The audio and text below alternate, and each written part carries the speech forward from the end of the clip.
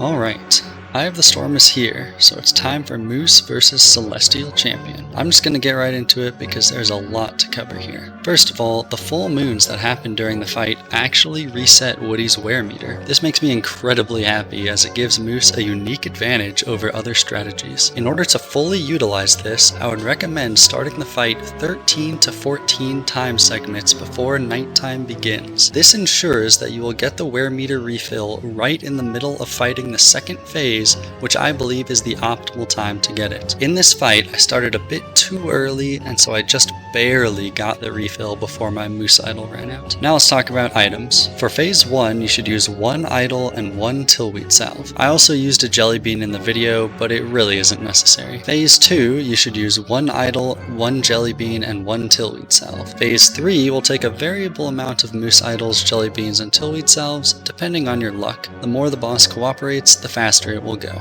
I ended up using 3 of each in the video. You will also want some healing food to eat between the phases, but you do not need any sanity food. So overall, during this fight, I used 5 Weremoose idols, 5 jelly beans, 5 tillweed salves, and 8 dragonpies. Although, if I were better at kiting, I could have certainly used less healing. Next, I want to talk about sanity management.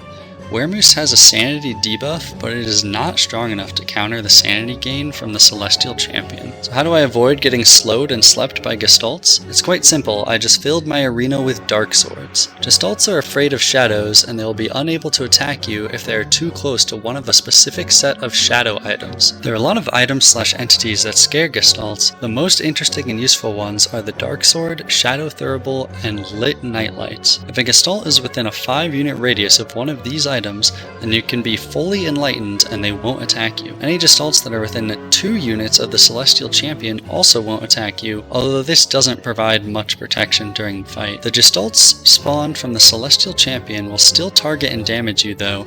This only works on those spawned from being enlightened. So in preparation for this fight, I covered my arena in dark swords. If I was smarter, I would have set up my arena in a different spot than the incomplete experiment, because summoning the boss moved a lot of the dark swords out of place, and that will come back to bite me a little later. Do note that the dark swords aren't completely necessary, it just reduces the risk of getting slowed or slept at a bad time. It also means that you need to transform back into Woody less often, as you do not need to keep your sanity bottomed out. And obviously I would recommend placing down cobblestones, as this makes dodging much easier. Okay, it's time to talk about the fight. Phase 1 is pretty easy. You can avoid the roll attack by simply walking out of the way. There's no need to charge. I would recommend trying to stay close to the boss and move in the same direction as it. You want to start attacking it as fast as possible once it stops its roll, so you don't want to run too far away. Once the boss stops rolling around, hit it 11 times. You can get up to 13 hits in depending on how quickly you started attacking it, but 11 hits is a safe amount. After this, move away slightly as the boss will flail 4 to 6 times. Once the flail is over, you can get 9 to 10 hits in before you need to move off to the side to dodge the roll. You can get more hits in than this, but 9 is a safe number. If the boss does its Gestalt attack, get a few more hits in, then simply charge away and then charge back. Then do 5 or 6 hits, then dodge, as it will do the roll attack again. That's all for phase 1, so I'll speed up the footage here.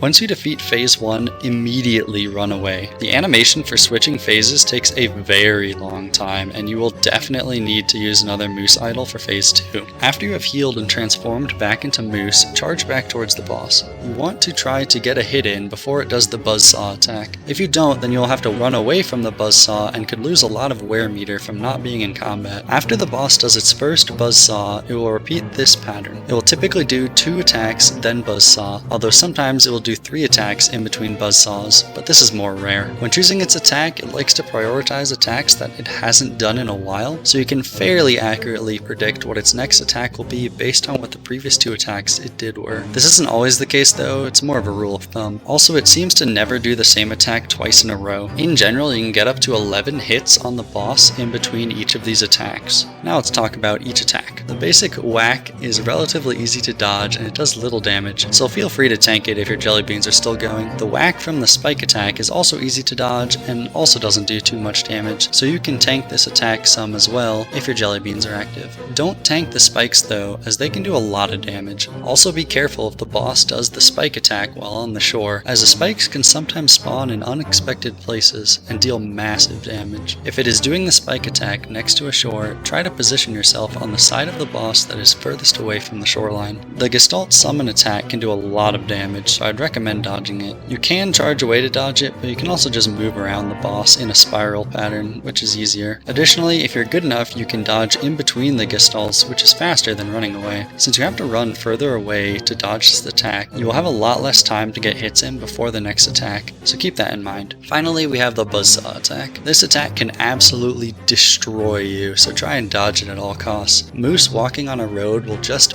barely be slower than the boss during this attack, so I'd recommend charging right when the boss starts this attack and then running away, or start running away before the boss starts the attack and then do a charge. If after your first charge you feel like you need another, be careful. If you're spam clicking the button, you can easily trigger a reverse charge and head straight into the buzzsaw. Also worth noting is that the spikes stop your charge and leave you slowed if you hit them, so plan accordingly. If there are spikes on the field, make sure you know how you will escape and stop attacking earlier if necessary. One moose idol is ordinarily not enough to defeat phase 2. However, if you started the boss fight at the proper time, then you should have your wear meter refilled in the middle of phase 2. This allows you to only use one idol for phase 2. It saves you from having to run away and retransform into moose, which can be very dangerous, as if the boss chases you with the buzzsaw, you'll probably die. As you can see, I barely managed to get the refill in this fight. This is because I started the fight too early. Don't make the same mistake I did. The timing of when to start the fight can also change slightly depending on how good you are at preventing the wear meter from draining faster. The rest of phase 2 is the same, so I'll speed it up again.